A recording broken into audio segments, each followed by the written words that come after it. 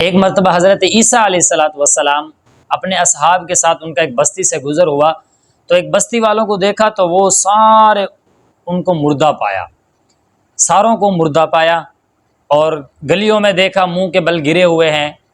حضرت عیسیٰ علیہ الصلوۃ والسلام نے کہا یہ اللہ کے غضب اور غصے کی ان کے اوپر پھٹکار ہے، اللہ کا غصہ اور غضب ہے ان کے اوپر۔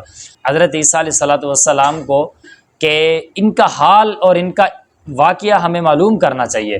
تو اس کے بعد جب انہوں نے واقعہ ان کا معلوم کر دیا اور اس کے بعد حضرت عیسیٰ علیہ الصلوۃ والسلام نے اللہ تعالیٰ سے التجا کی اور اللہ تعالیٰ نے ان کے اوپر وحی نازل کر کے کہا کہ آپ رات کو کسی کنارے اور اونچی جگہ پر چلے جانا اور ان سے حال دریافت کر لینا۔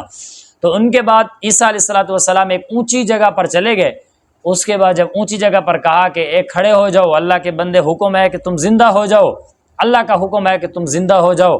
جب اللہ کا حکم آیا اور وہ زندہ ہوئے تو اس وقت ایک آدمی کھڑا ہوا کہ یا روح اللہ، ایک آدمی کھڑا ہو گیا، زندہ ہو گیا کہ یا روح اللہ، کہ ہم عیسیٰ علیہ الصلوۃ والسلام نے پوچھا کہ کیا مسئلہ ہے؟ انہوں نے کہا کہ ہم رات کو صحیح سلامت بظاہر سوئے تھے، غفلت کی نیند سو گئے اور صبح اٹھے تو ہم ہلاکت میں گرے ہوئے تھے۔ تو حضرت عیسیٰ علیہ الصلوۃ والسلام نے کہا، انہوں نے کہا کہ یہ کیسے ہوا؟ انہوں نے کہا ہمیں مال کے ساتھ محبت تھی۔